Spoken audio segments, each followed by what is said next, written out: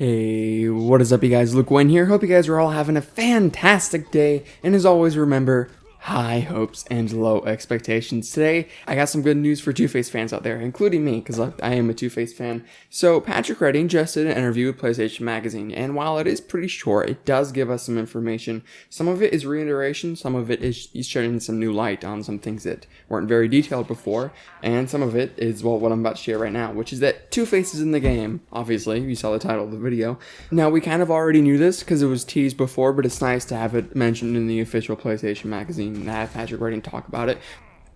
But if you want to actually read the article, you would be reading it and not watching this video. So I'm just going to say all the stuff that you need to know for all you people that don't want to read it. So to summarize the main points, obviously Two-Face is in the game. There's not much you can say there just right off the bat. It doesn't say anything. It just says a roster of villains that has Tease, Mr. Freeze, and Two-Face. So that's just a nice little reminder that, hey, Two-Face will be in the game. Now, judging by the fact that it's mentioned right next to Mr. Freeze, I don't know if he'll be in the main story. It kind of sounds like he might be a side villain again, which would suck because I love Two-Face. But I think he might be a main villain, and here's why. It just feels like, definitely, especially in recent years, he's become more of a Tim Drake villain. So I feel like they're going to try to push that a little bit dynamic. And I also feel like they're going to have more B and C list villains in this game, since this is a game based primarily around what people view as sidekicks in the Bat family. It's not really a Batman game, it's more of a Bat family game. So he feels like a perfect fit, and I'm happy he's in the game overall. But some other interesting things that are mentioned, it really hits home on the RPG aspect of the game. It says, embracing RPG ideas, when going co-op, expect to see familiar faces as two Batgirls can exist at the same Gotham, which I think we already knew that, but if not, there you go. We can play as two of the same characters in the same Gotham, and by the way, you do not have to play multiplayer. It is not a multiplayer game that you can't play single player. It is a single player game designed to be played single player, but you have the option to play as multiplayer. I will dive deeper in that on a different video if you want to see more about that. Please subscribe. Going further down the article, we see what are the themes of the game, and Patrick Redding states that one of our goals. What are the themes of the game? Patrick Redding states that they really wanted to make this game because they wanted to shed light on some new characters that people don't really know, and they wanted to tell stories that have never really been told before and never explored. This is going to be a unique story. Yes, they're going to be Court of Owls stuff. Yes, it's going to follow other storylines, but it's going to be original. It's going to borrow elements from other stories, but it's not going to be a carbon copy. It's not going to be just another Batman story. And don't get me wrong, I love Batman stories like all of you. I probably would have preferred another Arkham game over this, but you know what? This sounds pretty good too. And he does say that family reminds me of Fast and Furious.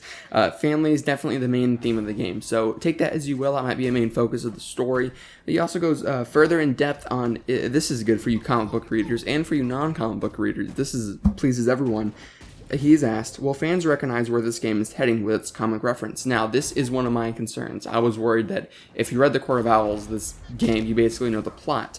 He reassures me by saying, I'm just going to read this entire excerpt here. We are connecting them in an original way. Definitely, the connective tissue of the game is something surprising, and it's things that people, even who are into comics, might recognize elements of and say, oh, that's cool, I kind of like that. But it's linked in a way that is, one, extremely accessible to people who haven't necessarily been reading the comics, but also, I think it will surprise and delight people who know the lore. So he's basically saying, if you have never read a comic book, if you don't like reading comic books, if you like the cartoons, movie, video games, this game is for you. It's going to have a new original story. You don't need to know anything. But if you have, you are going to enjoy it a little bit more. You're going to have that little, oh, look, an Easter egg. Or I'm assuming, if you just know a lot about comics, I guess you don't necessarily have to read them. But I did make a video a little while back talking about the comics you should read before Gotham Knights that the developers recommended themselves, so feel free to check that out. He has also asked, can we play any of the Bat family at any point? This has already been answered previously, but just to say it again for the people in the back that don't know, yes, you can switch out at any point in the story. You don't have to start the story over, and your skill points carry over too, so you don't have to worry about it. And at any point in the side story or the main story, you can change at the Belfry. And speaking of the Belfry, he has asked, will it be basically the hub of the game, where we have to do our upgrades? He kind of dodges the question. He just says that it reinforces the idea that you don't have a Batcave anymore. You know, Batman's not in this game. You're going to have to work alone on your own, which I honestly really like. I know a lot of people are upset that Batman isn't in the game, but if you want my personal opinion on this, I think it's great. It's a new story. It's awesome. Like in Arkham City, it sucks that we didn't have the Batcave in Arkham City, but one of the things that made that story so awesome for me is just like how exposed Batman was. You got there as Bruce Wayne, and by the end of the game, you were a god. You know, you owned Arkham City. You upgraded. You got gadget drops along the way, and you upgraded. It definitely wasn't an RPG, But I think I wouldn't have minded if Arkham City was that type of role-playing game. I think it's going to be awesome. We're going to feel even more exposed. We're not going to have that, that help. We're going to have to start our own Batcave now, and I think it's great. And he's asked, of course, are we free to play how we wish? And Patrick Redding is like, yeah, sure, you can go in stealthily, or you can go in guns blazing, do whatever you want, upgrade your character however you want. It's an RPG.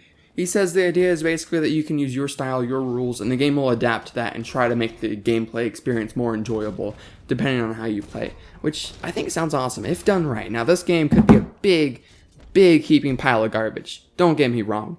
But I'm going to have a little bit of faith, high hopes, low expectations. Don't expect it to be good. Honestly, I'm expecting this game to be definitely enjoyable. I don't think. It's unreasonable to think it'll be Arkham City. I just have a personal attachment to that game. Even if it is objectively better than Arkham City, I will never say anything will beat Arkham City for me, honestly. But high hopes. I think this game can turn out well. If done correctly, and we've only seen 8 minutes of gameplay that was very, it didn't show off a lot. I wish it showed off a little bit more. But I think this game has promise. I really do. If done correctly, all the things he's describing here is amazing. But what do you guys think? Let me know down in the comments below. Like the video. Thank you so much for your attention. Subscribe if you want more news updates like this. I'm making a comeback. I'm trying to, at least with the uploads. Thank you guys so much for your attention. I appreciate it. Stay awesome, y'all. And peace.